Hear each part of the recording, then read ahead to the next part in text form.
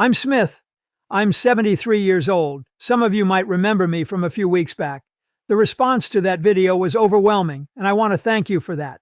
But today, I need to talk about something I didn't mention then, something more personal, something that changed everything about how I see relationships.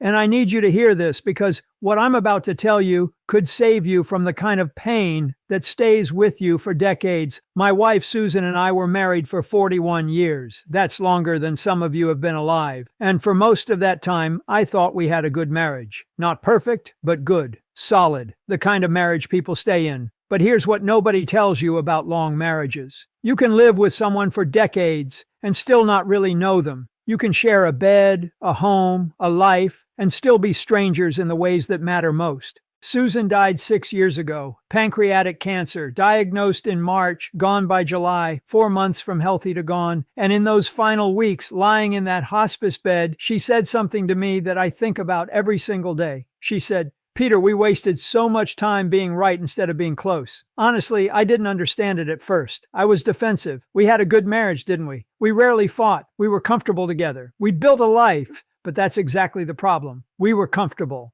And comfortable isn't the same as connected. Let me tell you what I mean. For years, Susan would suggest small things. Let's take a pottery class together. Why don't we go dancing anymore? Remember when we used to stay up talking for hours?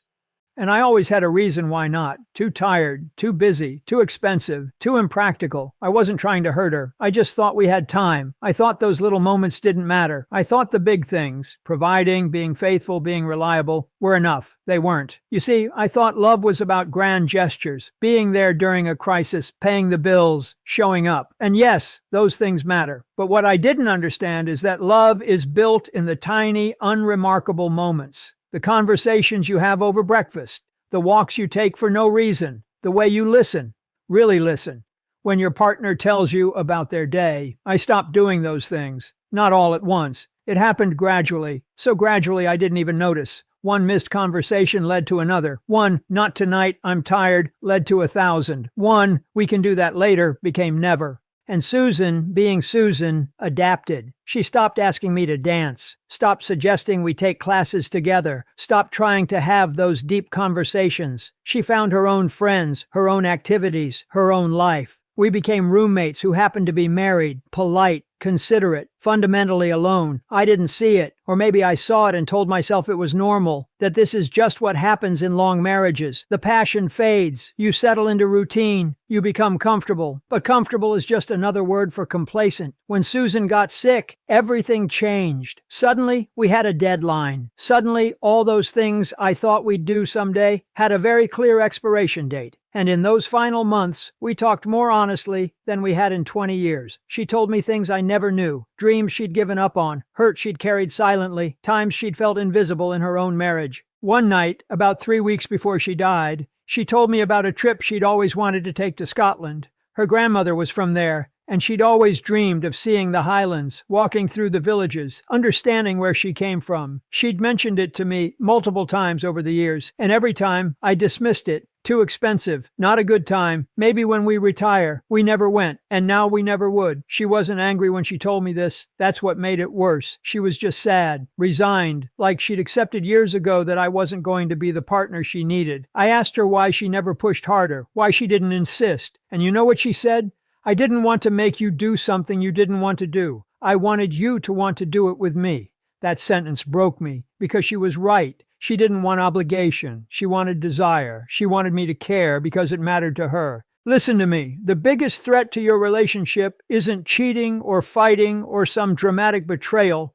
It's indifference. It's taking each other for granted. It's the slow erosion of intimacy that happens when you stop trying. You stop asking questions because you think you already know the answers. You stop making effort because you think your partner will always be there. You stop prioritizing the relationship because you think you have time. And one day, you wake up next to a stranger, or worse, they're gone. After Susan died, I found a journal in her nightstand. She'd been keeping it for years. Reading it was like discovering a person I'd lived with but never truly seen. She wrote about loneliness, about feeling like she was screaming into a void, about moments that hurt her, times I was physically present but emotionally absent, times I chose work over her, times I was more interested in my phone than in what she was saying. She also wrote about love love, about the man she married, about hoping that version of me would come back. I was right there. We slept in the same bed every night, but I might as well have been on another planet. I wasn't malicious. I wasn't cruel. I just got lazy. I thought showing up was enough. I thought providing was enough. I thought not doing anything wrong was the same as doing things right. It isn't. Relationships don't die from dramatic failures. They die from 1,000 small neglects. If you're in a relationship right now, ask yourself this. When was the last time you had a real conversation with your partner? When was the last time you did something just because it would make them happy? When was the last time you really looked at them and felt grateful? If you can't remember, you're making the same mistake